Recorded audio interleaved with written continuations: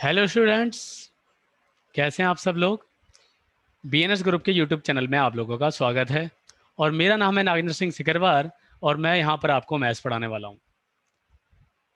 तो आज का जो हमारा टॉपिक होगा मेरे बच्चों, वो होगा क्लास 10th का चैप्टर 7th कोऑर्डिनेट ज्योमेट्री। क्या होगा? Coordinate geometry. तो आज हम लोग सबसे पहले कोऑर्डिनेट ज्योमेट्री के ऊपर बात करेंगे, उसके छोटे छोटे जो बेसिक्स हैं उनको समझेंगे। उसके बाद नेक्स्ट वीडियो से हम चैप्टर 7 की एक्सरसाइज को सॉल्व करेंगे। तो कोऑर्डिनेट ज्योमेट्री आपकी लाइफ में कहाँ यूज होता है? जैसे कभी कभार आप कहीं घूमने का प्लान बनाते हैं और आपने दिल्ली से आगरा ताजमहल देखने जाना है। तो आप क्या करते हैं, ताजमहल की लोकेशन को मोबाइल पर सर्च करके गूगल मैप से और उसी रास्ते पर चल पड़ते हैं। तो इस दौरान जो आपको रास्ता दिखाया जाता है मोबाइल के द्वारा, वहाँ पर कोऑर्डिनेट ज्योमेट्री काम कर रही होती है। वहाँ पे कोऑर्डिनेट ज्योमेट्री के थ्रू बताया जाता है कि कैसे कैसे आपको कहाँ कहाँ रास्ता चेंज करना है, कैसे कितना डिस्टेंस है, कितना टाइम लगेगा। तो अब हम इसको आगे बढ़ाते हुए स्टार्ट करते हैं। कोऑर्डिनेट ज्योमेट्री, अभी हम कार्टेशियन प्लेन की बात कर रहे हैं। कार्टेशियन प्लेन पर जब दो लाइन, एक हॉरिजॉन्टल लाइन और एक वर्टिकल लाइन ड्रॉ की जाती है, जो उसे चार पार्ट्स में डिवाइड कर देती है। हॉरिजॉन्टल लाइन को हमने नाम दिया हुआ है एक्स एक्सिस और वर्टिकल लाइन को हमने नाम दिया हुआ है वाई एक्सिस। जो ये दोनों लाइनें जहां पर इंटरसेक्ट करती हैं, जिसे हम बोलते हैं ऑरिजिन। क्या बोलते हैं मेरे बच्चों? ऑरिजिन बोलते हैं। और जो ये चार पार्ट्स आपके बने हुए हैं, जिसे हम नाम देते हैं first quadrant, second quadrant, third quadrant and last fourth quadrant. Clear है? हॉरिजेंटल और वर्टिकल लाइन जहां पर इंटरसेक्ट करती हैं एक दूसरे को, उसे हम ओरिजिन बोलते हैं। ये जब इंटरसेक्ट करते हैं तो चार पार्ट्सों में इस कार्टेशियन प्लेन को डिवाइड करते हैं। पहला first quadrant, second quadrant, third quadrant and fourth quadrant. चार क्वाड्रेंट हो जाते हैं आपके। क्लियर है मेरे बच्चों? अच्छा, जब आप इस पर नंबर्स ड्रॉ करते हैं तो कुछ इस तरीके से होता है। First, second, third, fourth, fifth, six, इसी तरीके से आगे चलते जाएंगे। यहाँ पर सारे पॉजिटिव नंबर आते हैं। यानी आप हॉरिजॉन्टल लाइन पर जब ओरिजिन से राइट की तरफ जाएंगे तो सारे पॉजिटिव नंबर होंगे। सेम एज यहाँ पर -1, -2, -3, -4, -5। इसी तरीके से इधर जब जाएंगे तो आपको नेगेटिव नंबर मिलेंगे। यानी हॉरिजॉन्टल लाइन पर जब आप लेफ्ट की तरफ जाएंगे तो आपको नेगेटिव नंबर मिलेंगे। अगर आप ओरिजिन से अपवर्ड ऊपर की तरफ जाएंगे वाई एक्सिस पर, यानी वर्टिकल लाइन पर, तो पॉजिटिव नंबर ड्रॉ करने होते हैं या पॉजिटिव नंबर मिलेंगे आपको जब भी कहीं आप ग्राफ देखेंगे। यानी यहाँ पर पॉजिटिव नंबर और इसके नीचे की तरफ -1, -2, -3, -4 और -5 एंड -6। यहाँ पर आपको नेगेटिव नंबर्स मिलेंगे। क्लियर है? तो आप देखिए, जो आपका फर्स्ट क्वाड्रेंट है वो दोनों पॉजिटिव नंबर से घिरा हुआ है। इधर भी पॉजिटिव नंबर है, देखिए जरा, और इधर भी पॉजिटिव नंबर है, यानी एक्स भी पॉजिटिव है और वाई भी पॉजिटिव है। तो आपका जो यहाँ पर पॉइंट आएगा उसमें एक्स की वैल्यू पॉजिटिव होगी और वाई की भी पॉजिटिव होगी। आप सेकंड क्वाड्रेंट को देखिए, वो यहाँ पर एक्स से माइनस नंबर से घिरा हुआ है और वाई के प्लस नंबर से घिरा हुआ है। यानी एक्स की वैल्यू यहाँ पर नेगेटिव आएगी और वाई की वैल्यू यहाँ पर पॉजिटिव आएगी। थर्ड क्वाड्रेंट में एक्स नेगेटिव लाइन आ रखी है, वाई की भी नेगेटिव लाइन है, तो दोनों नेगेटिव नंबर यहाँ पर आएंगे। और लास्ट फोर्थ क्वाड्रेंट, एक्स की पॉजिटिव लाइन है, वाई की नेगेटिव लाइन है, तो यहाँ पर जो नंबर्स आएंगे एक्स पॉजिटिव और वाई नेगेटिव आएगा। जैसे आपको कोई नंबर दिया जाता है, लेट ए लिख लेता हूँ मैं, -3 और 2। -3 और 2, पहला नंबर नेगेटिव है, दूसरा नंबर पॉजिटिव है, तो ये कहाँ पर आएगा? सेकंड क्वाड्रेंट में। जैसे आपको दे दिया जाता है 2 माइनस 5, यानी यहाँ पर फर्स्ट नंबर पॉजिटिव है और सेकंड नंबर नेगेटिव, यानी ये आएगा आपके फोर्थ क्वाड्रेंट में। क्लियर है मेरे बच्चों?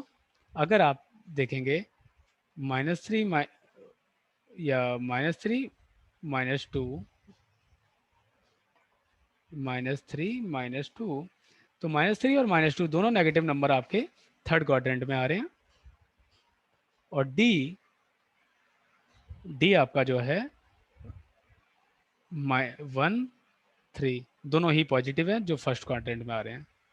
आपको ये याद रखना है कि जहां से उस क्वाड्रेंट को कौन सी लाइनों ने बनाया, पॉजिटिव नेगेटिव, पॉजिटिव नेगेटिव, जैसा भी बनाया होगा आप वही ले लेंगे। एक्स का पॉजिटिव, वाई का पॉजिटिव, सेकंड में एक्स का नेगेटिव, वाई का पॉजिटिव, थर्ड में एक्स का भी नेगेटिव है, वाई का भी नेगेटिव है, और फोर्थ क्वाड्रेंट में आपका एक्स पॉजिटिव है और वाई नेगेटिव है। क्लियर है स्टूडेंट्स? अब हम चलते हैं आगे की तरफ।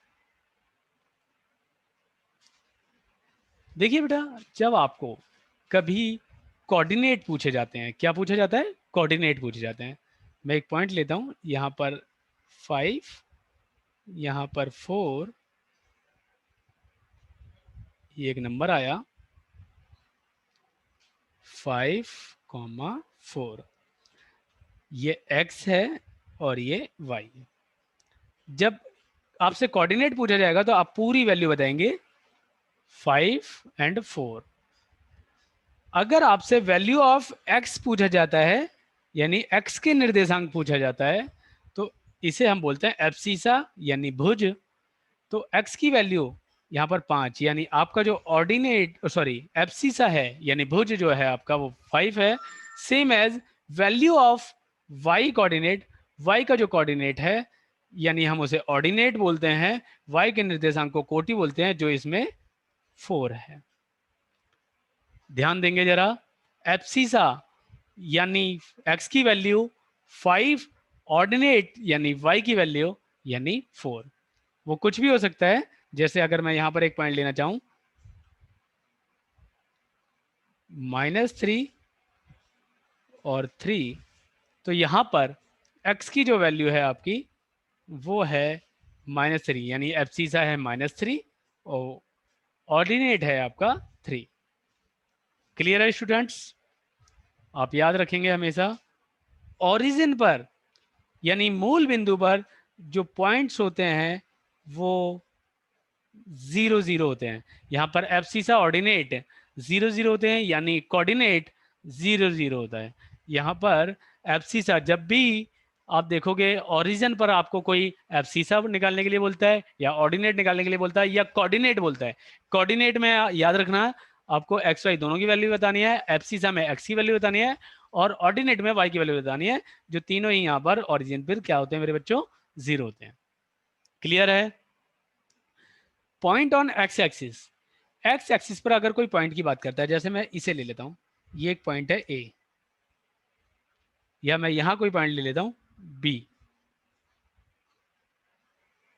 या मैं यहां पर कोई नंबर ले लेता हूं सी, तो याद रखोगे हमेशा एक्स एक्सिस पर एक्स की कोई भी वैल्यू हो सकती है, जैसे यहां पर 2 है और वाई यहां पर 0 होगा। जैसे ए पर यहां पर 5 है, वाई यहां पर 0 होगा, और सी पर -3 है और वाई यहां पर आपका 0 होगा।